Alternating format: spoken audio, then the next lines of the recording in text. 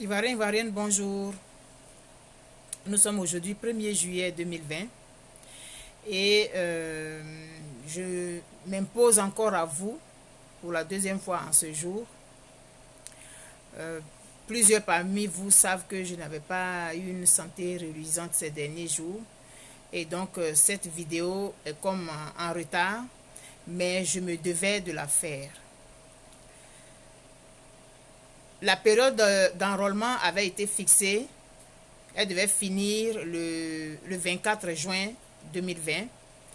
Et il s'est trouvé que, compte tenu de la mauvaise organisation dans certains endroits, et puis l'impossibilité pour certains Ivoiriens de la diaspora de pouvoir se faire enrôler, plusieurs voix s'étaient levées ça et là parmi les Ivoiriens de la diaspora pour demander le report de la période de clôture de cet enrôlement-là. M. Kouibie Koulibaly avait donné une semaine de plus et il s'est trouvé que pour nous autres qui sommes à l'extérieur, ce n'était pas suffisant. Une deuxième demande a été faite et le report a été repoussé au 5 juillet. Ça, c'est le dernier report. Sinon, le premier report avait été, la date de clôture avait été fixée au 30 juin. Mais là, nous avons eu encore une semaine de plus. Et cette fois, ça a fini le 5 juillet. Je prends la parole, comme j'ai déjà dit dans les vidéos passées relatives à ce sujet, que je me suis autoproclamé porte-parole des Ivoiriens de la diaspora. Nous sommes à l'extérieur de notre pays, c'est vrai, mais il n'en demeure pas moins que nous aimons notre pays aussi fort que ceux qui sont sur place. Les contraintes de la vie ou bien certaines dispositions ont fait que des Ivoiriens se retrouvent aujourd'hui hors de leur pays. Mais ils participent à l'émergence de leur pays et ils ne veulent pas rester en reste. J'avais fait une vidéo où j'avais montré l'étendue du territoire canadien qui fait plus de 10 millions de kilomètres carrés. Et il se trouve qu'une grande majorité d'Ivoiriens se retrouvent dans l'ouest de celui-ci, dans des provinces telles que l'Alberta, la Colombie-Britannique, les Maritimes, la Saskatchewan, pour ne parler que... Excusez, j'ai eu un appel. Et donc, on avait pensé que l'enrôlement se ferait en Ontario, c'est-à-dire à Toronto, au Québec, à Québec, dans la ville de Québec, et puis dans la province du Québec, il devait y avoir un centre d'enrôlement à Montréal, dans la ville de Québec, et puis une à Ottawa, dans notre ambassade, et puis l'autre à Toronto, en Ontario. Malheureusement, compte tenu de la pandémie du Covid, ça a changé beaucoup de choses et il s'est trouvé que l'enrôlement devrait se faire seulement à l'ambassade à Ottawa. J'ai un appel là, la personne insiste. Nous sommes heureux de ce que nous ayons la possibilité de pouvoir avoir encore des jours. Mais ce pays-là est tellement vaste que plusieurs Ivoiriens risquent de se retrouver frustrés de ce droit qu'ils ont là pour l'enrôlement, donc du vote. Et c'est comme ça que nous avions demandé à M. Kouibie de pouvoir repousser encore un peu la date de clôture. Ce n'est pas seulement au Canada. Dans toute la diaspora, il s'est trouvé même qu'il y a certains pays où il n'y a même pas de bureau pour pouvoir se faire enrôler. Ce n'est pas juste, ce n'est pas normal. Les Ivoiriens qui sont à l'extérieur du pays, ils participent aussi. Il y en a qui décident de retourner et tout. Donc, ce n'est pas normal que les Ivoiriens se retrouvent frustrés de ce droit-là. Donnez-leur la possibilité de pouvoir exercer ce devoir. Je m'adresse aujourd'hui, comme je dis, porte-parole autoproclamée de la diaspora. C'est juste pour rire que je dis ça. Je n'ai été mandaté par personne. S'il vous plaît, je ne voudrais pas qu'on fasse de l'extrapolation sur ce que je dis. Je n'ai été mandaté par personne, je le fais à mon nom personnel. Pour votre information, moi je me suis enrôlée. Mais je ne peux pas accepter que d'autres Ivoiriens se retrouvent frustrés de ce droit-là. La Côte d'Ivoire doit mettre tout en œuvre pour pouvoir permettre à ses ressortissants, quoi qu'étant à l'extérieur, de pouvoir exprimer ce droit. Il y a un ministère qui existe, le ministère de l'intégration, j'ai cherché le nom, ministère de l'intégration africaine et des Ivoiriens de l'extérieur. Ce qui veut dire que les Ivoiriens de l'extérieur comptent. Et ce ministère-là, M. Albert Flendé, vous devez vraiment peser de tout votre poids pour que les Ivoiriens qui sont à l'extérieur puissent exercer ce droit-là. J'ai reçu une émission télévision de la communauté ivoirienne qui se trouve en Alberta. Je vais vous présenter ça, la vidéo dure 20 minutes. Tous les Ivoiriens qui sont à l'extérieur ont le droit de pouvoir exercer ce devoir-là. Alors, M. Kouibière Koulibaly et M. Albert Flendé, je m'adresse à vous encore aujourd'hui pour que vous puissiez faire ce qu'il faut pour que ces Ivoiriens-là ne soient pas frustrés de leurs droits. Je vais vous faire écouter l'émission et puis ce que je devais dire va être dit par le président de l'Association des Ivoiriens de l'Alberta, de Edmonton. C'est parti, hein?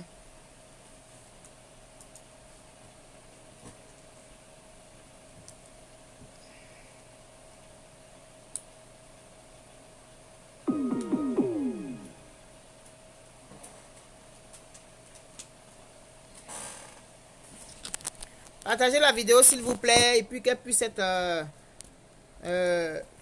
transmise là où il faut. Nous avons aujourd'hui les réseaux sociaux, alors il faut qu'on s'en serve tant qu'on peut.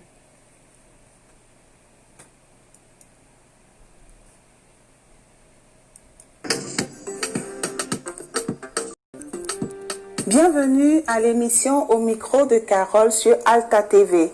Je reçois aujourd'hui Kazir Koulibaly, président de la communauté ivoiro-canadienne d'Edmonton en Alberta. Il est aussi le vice-président de la Fédération des associations ivoiriennes du Canada. Et avec lui, nous allons parler aujourd'hui de l'enrôlement des Ivoiriens du Canada en vue de l'élection présidentielle d'octobre 2020 en Côte d'Ivoire. Bonjour Kazir. Bonjour Carole. Comment tu vas? Très bien, merci. Et vous? Ça va bien. Et la communauté ivoiro-canadienne d'Edmonton? La communauté se porte très bien et j'irai encore plus loin. La communauté ivoirienne au Canada dans son entièreté se porte très bien. En ma qualité aussi de vice-président de la Fédération des associations ivoiriennes du Canada, il est bon de le rappeler.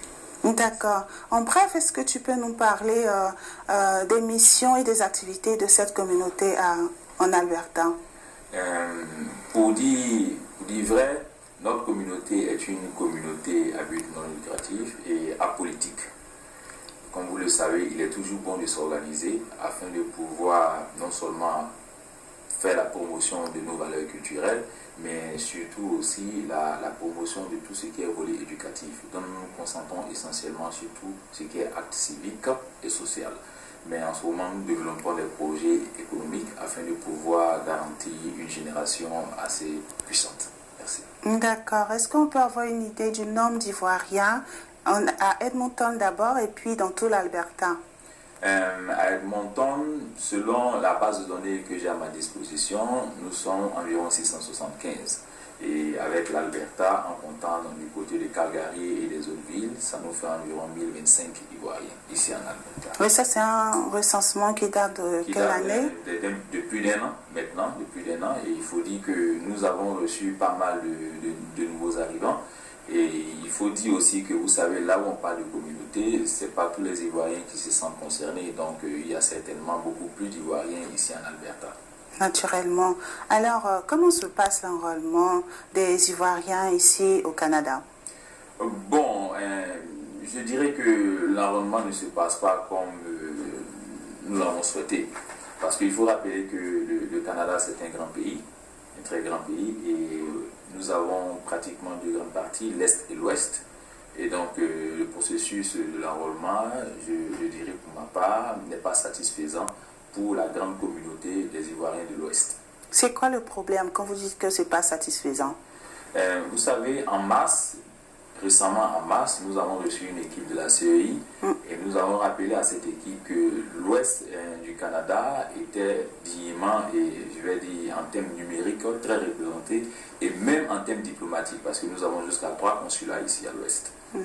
Et donc, malheureusement, je pense que le message n'a pas été entendu lorsque nous avons eu pour information qu'en dehors du centre d'enrôlement d'Ottawa, où se trouve l'ambassade, nous avons reçu encore 2 autres centres, notamment dans la région du Québec et un autre centre dans la région de Toronto, qui se retrouvent tous dans l'Est.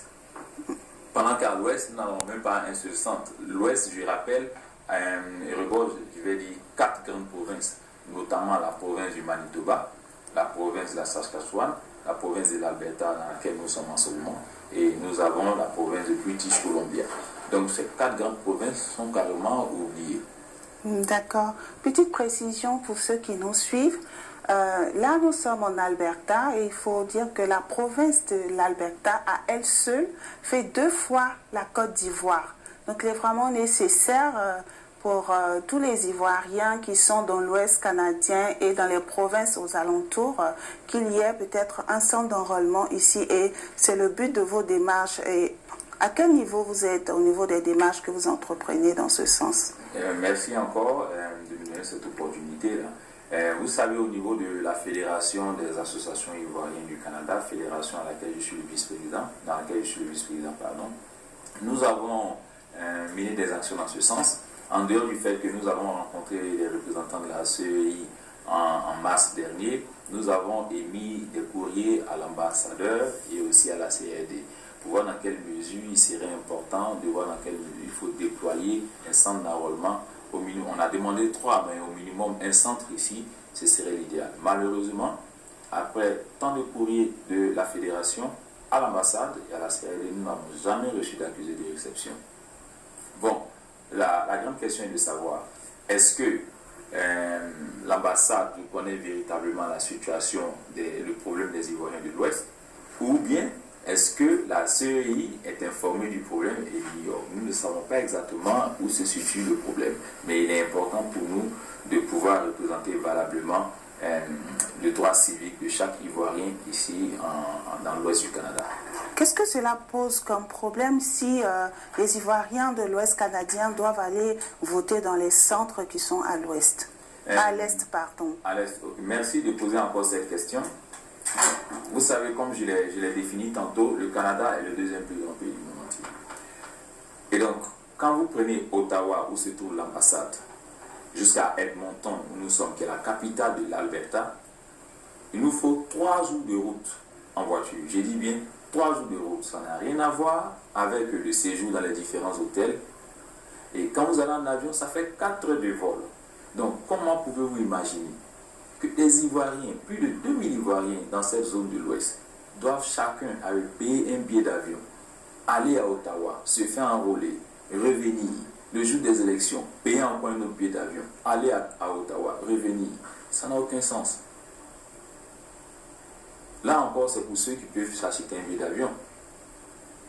Avec cette situation de coronavirus que nous vivons tous, vraiment, il y a un problème. Il y a un problème dans la mesure où nous avons aussi, il faut que je le rappelle, reçu un courrier du ministère des Affaires étrangères qui a l'intention de déployer dans toutes les représentations diplomatiques, parce que l'Alberta a jusqu'à 2 représentations diplomatiques. Nous avons 2 consuls ici, un à Calgary et un à Moncton. Donc, à l'intention de déployer dans toutes ces représentations diplomatiques des centres d'enrôlement pour la carte nationale d'identité. Nous nous interrogeons, si on a la possibilité de déployer du matériel nécessaire pour la confection des cartes nationales d'identité, pourquoi pas ne pas travailler dans ce même sens-là, pouvoir enrôler les Ivoiriens pour procéder à un vote qui est un droit civique. D'accord. Donc, on ne sait pas véritablement quel est le problème, mais on a bien envie de trouver une solution. Est-ce que les consuls sont associés aux démarches que vous entreprenez dans ce sens-là? Il faut dire que le consul honoraire d'Edmonton a reçu un coup de fil du conseiller chargé de la diaspora de l'ambassade pour voir en fait, est-ce qu'il y avait un moyen d'aider dans la gestion de la logistique. Et donc, lorsque le consul m'a joint, ensemble, de façon... nous avons convenu que le consulat, qui est surtout la résidence du consul, pouvait abriter ses représentants pour l'enrôlement. Mais il nous a été rappelé que non, cet enrôlement-là ne concerne pas les élections, mais ça concerne plutôt les cartes nationales d'identité. Mais nous nous interrogeons en ce moment, pourquoi retirer ce droit civique à plus de 2000 Ivoiriens? Donc, si je comprends bien, ce que vous souhaiteriez, c'est que la logistique qui sera déployée pour l'enrôlement dans le cadre des cartes nationales d'identité pour les citoyens ivoiriens, que cette même logistique soit mise à profit pour l'enrôlement dans le cadre de l'élection présidentielle. C'est une solution. C'est une solution de faire, je vais dire, un enrôlement couplé. C'est une solution. Mais il y a une autre solution aussi. Qu'est-ce que ça coûterait à cette équipe qui se trouve à Ottawa de se déplacer et venir dans l'Ouest canadien? Je ne pense pas si c'est un véritable problème. Donc, si c'est un problème de logistique, de trouver un local, mais comme nous le disent, nous aviserons à notre niveau pour voir dans quelle mesure, mais nous avons besoin de se faire enrôler et de voter. Donc, où cette équipe, après avoir fini de faire l'enrôlement à Ottawa, se déplace et vient mettre ses services à la disposition des Ivoiriens qui sont ici, ou peut-être on attend quand le processus de la carte nationalité démarre, et puis bon, on fait un travail couplé, ou en même temps qu'on fait l'enrôlement pour la carte nationale d'identité, on fait aussi l'enrôlement pour les élections. À ce jour, qu'est-ce qui ressort des derniers échanges ou bien des démarches que vous avez faites auprès de Ottawa, auprès de la représentation ivoirienne à Ottawa? Comme je vous le dis, nous n'avons malheureusement pas reçu d'accusé de réception depuis que nous continuons. Il n'y a pas eu de contact téléphonique, il n'y a pas eu d'autres moyens de recours? Bon, bien évidemment, le président se charge d'entrer en contact avec les différents conseillers qui, malheureusement, pour l'enrôlement ici, pour les élections, je l'ai dit, dans l'Ouest, il n'y a toujours pas de suite. Et donc, on s'interroge parce que la date limite, c'est le 30. C'est vrai que la date limite est le 30, mais ce sont les hommes aussi qui fixent les dates. Quand vous dites le 30 juin. Le 30 juin. Donc, il y a urgence. Absolument. Il y a urgence. Et comme je l'ai dit, ce sont les hommes qui fixent les dates. Donc, s'ils estiment que le 30, ils ont toujours la possibilité de proroger pour l'Ouest du Canada afin que les Ivoiriens ici puissent se faire enrôler. Depuis quand vous avez commencé cette démarche-là? Et au niveau du consul, M. Michel Dia, qu'est-ce qu'il en est? Quel support? Est-ce qu'il vous accompagne, vous soutient dans vos démarches? Bien, vous savez, le consul, c'est la représentation diplomatique. Et nous sommes la Fédération des associations ivoiriennes du Canada. Donc, le consul, de façon, je vais dire, pour être très clair, ne peut pas être, je vais dire, dans une autre ligne que sa maison qui est l'ambassade. Donc, pour être franc, nous ne l'avons pas impliqué directement. Nous l'avons directement adressé le courrier à l'ambassadeur. Mais ce que je veux dire, en tant que consul, il connaît les réalités quand même des Ivoiriens de l'Ouest canadien. Oui, bon. Donc, il peut, je veux dire, appuyer le dossier, puisque lui-même, ça relève de sa région d'administration. Oui, je vais vous donner déjà l'exemple. Le simple fait que le consul accepte de mettre sa résidence à la disposition de ses agents de recensement, c'est déjà un grand pas qu'il fait. Avec cette situation que nous vivons aujourd'hui, vouloir mettre sa résidence à la disposition et puis permettre à tous les Ivoiriens de venir se faire enrôler, je pense qu'il faut tirer le chapeau au consul. D'accord. Alors, en définitive, qu'est-ce que vous préconisez? Qu'est-ce qu'on doit retenir de votre démarche? Bon, ok. Je pense qu'on l'a déjà dit. Notre souhait, en tant qu'Ivoiriens, nous souhaitons de toute urgence pouvoir nous faire enrôler afin de participer aux échéances électorales. L'Ouest du Canada est très grand avec 4 grandes provinces. On ne peut pas ignorer ces Ivoiriens-là. Si on ne peut pas déployer du nouveau matériel dans l'Ouest du Canada, on peut tout de même transférer ceux qui sont à Ottawa, ici en Alberta, à la fin du processus à Ottawa.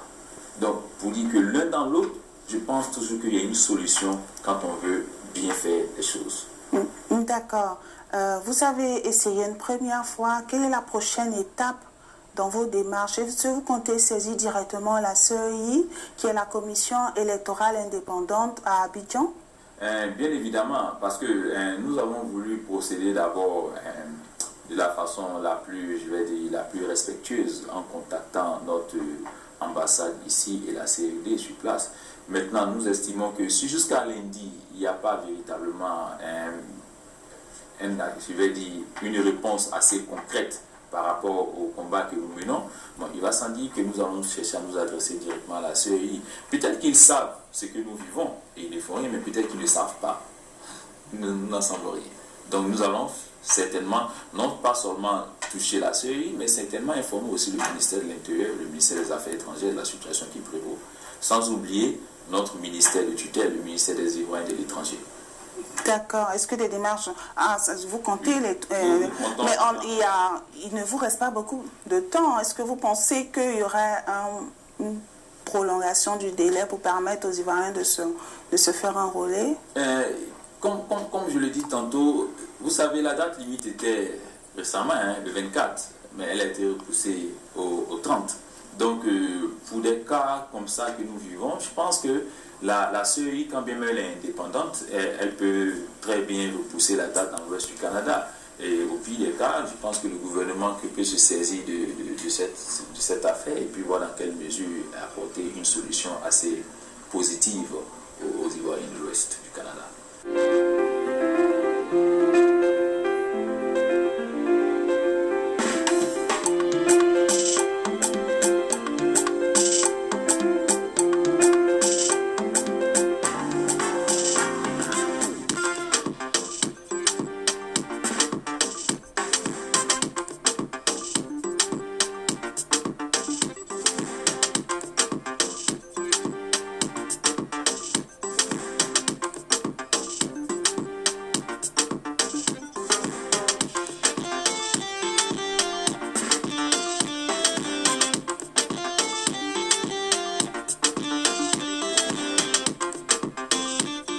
Le studio de Alta TV a une nouvelle adresse, 11030 127 Street, vers le mall de Westmount, dans la ville d'Edmonton.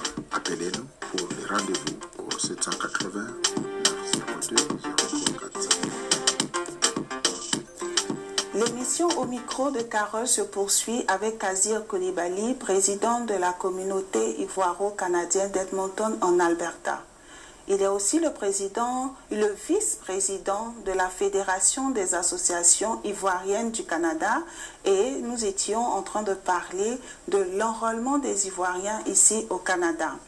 La situation actuelle, c'est qu'il y a 3 centres d'enrôlement qui sont tous installés dans l'Est canadien, notamment à Ottawa, Toronto et Québec. Et vu aujourd'hui le nombre grandissant des Ivoiriens dans l'Ouest canadien, il est important, selon Kazir Coulibaly, qu'il y a un centre d'enrôlement ici en Alberta. Alors l'Ouest canadien, c'est 4 grandes provinces, notamment Alberta, Manitoba, Saskatchewan et British Columbia. Avant la fin de cet entretien, Kazir Coulibaly, est-ce que tu as un dernier message à lancer à propos de ce sujet? Bien évidemment. Je voudrais, avec votre permission, demander à son Excellence, Monsieur l'ambassadeur, ambassadeur de Côte d'Ivoire ici au Canada, à Ottawa, et par ricochet m'adresse aussi au ministre des Ivoiriens de l'étranger, au président de la CEI, pour dire qu'il est vraiment important pour nous d'avoir un centre d'enrôlement ici dans l'ouest du Canada. Et bien évidemment, nous restons entièrement à votre disposition pour voir dans quelle mesure nous pourrions ensemble mener ces actions. Déjà, la Fédération des associations ivoiriennes du Canada, avec à sa tête le président Albert Lee, nous menons ensemble des actions dans ce sens et demeurons disponibles pour voir dans quelle mesure on pourrait aboutir à un résultat assez positif pour tous les Ivoiriens, non pas seulement de l'Ouest, mais de tout le Canada. Je vous remercie. Merci Kazir Coulibaly. Merci à vous. D'accord. Merci. Merci Kazir Koulibaly. C'était un plaisir pour moi de te recevoir à l'émission Au micro de Carole. Je rappelle que tu es le président de la communauté ivoiro-canadienne d'Edmonton ici en Alberta. Tu es aussi le vice-président de la Fédération des associations ivoiriennes du Canada. Et tu étais sur ce plateau pour parler des centres d'enrôlement des Ivoiriens dans l'Ouest canadien. L'émission Au micro de Carole s'est terminée aujourd'hui. Retrouvez-nous avec un prochain invité sur Alta TV. À bientôt.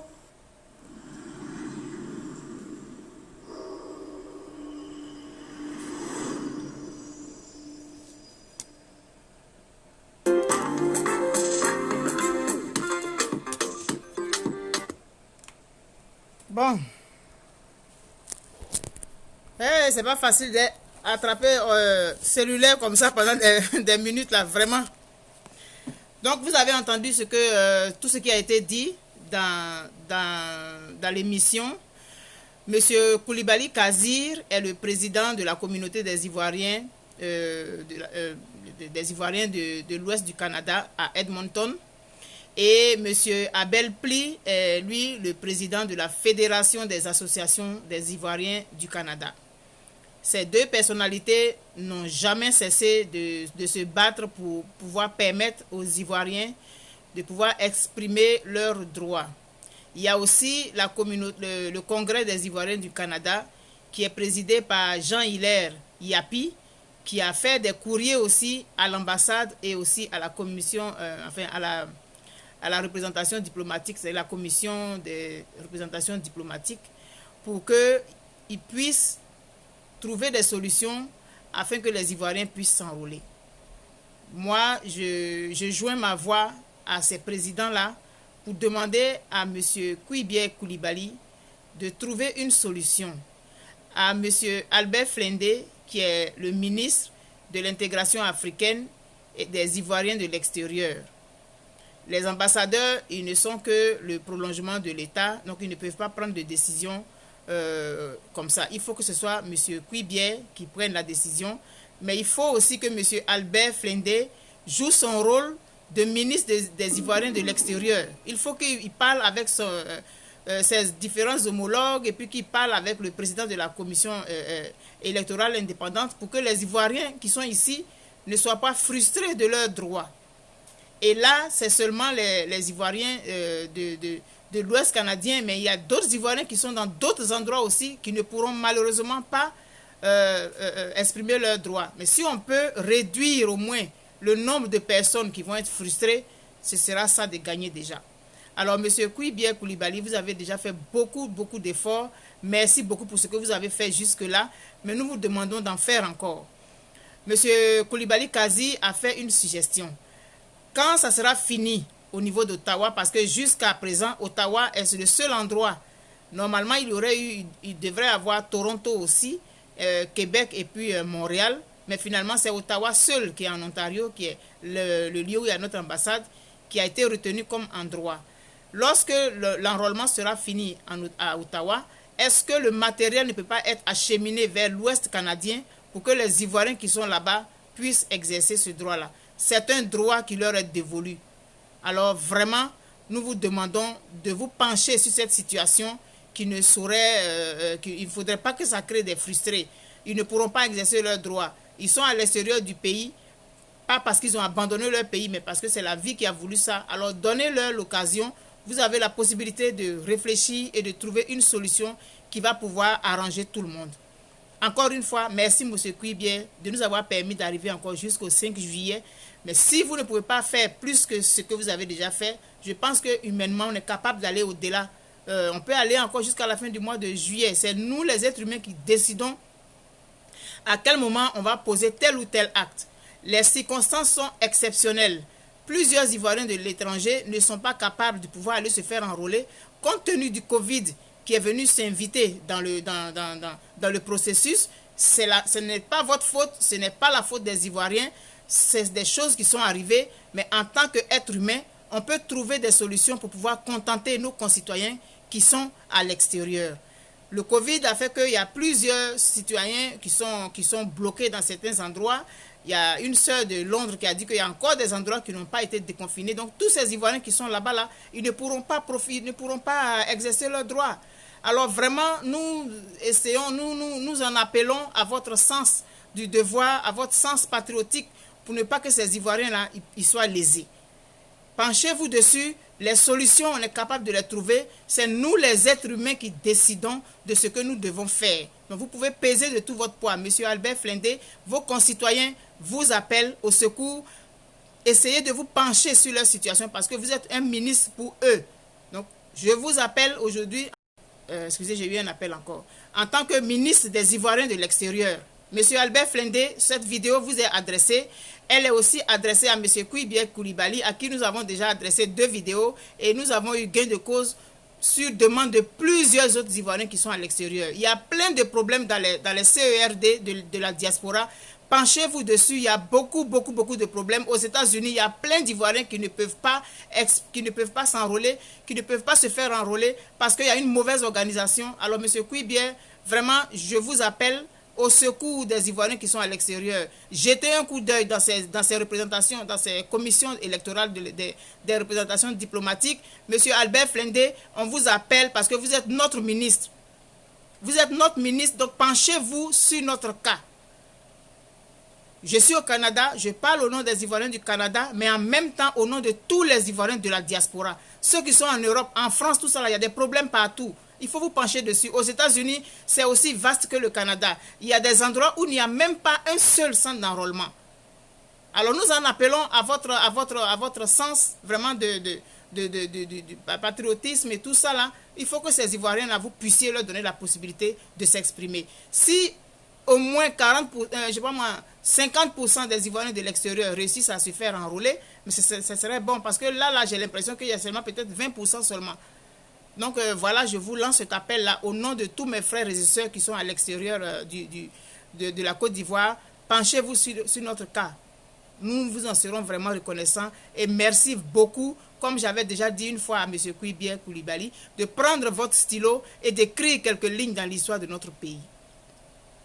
Ces élections-là, nous savons tous qu'elles ont une valeur. En tout cas, il y a un enjeu vraiment assez grand pour ces élections-là, alors que les Ivoiriens ne soient pas frustrés de leurs droits. J'ai fini avec la vidéo comme ça. Merci beaucoup. Et que ceux qui peuvent faire en sorte que la vidéo arrive là où elle doit arriver, qu'elle aille là-bas. Parce qu'il y a beaucoup de rumeurs qui circulent. Ne donnez pas raison à ceux qui disent que vous êtes en train de faire exprès pour qu'une partie des Ivoiriens ne s'enrôle pas. Ne prêtez pas le flanc et ne donnez pas raison à ceux qui disent que vous faites tout ça pour ne pas que les Ivoiriens s'enrôlent.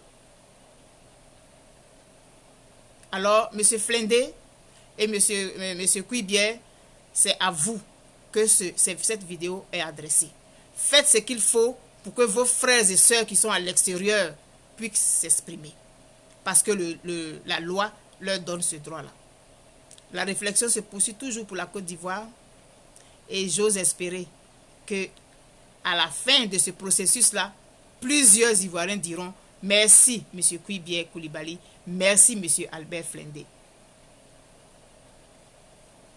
Bye bye.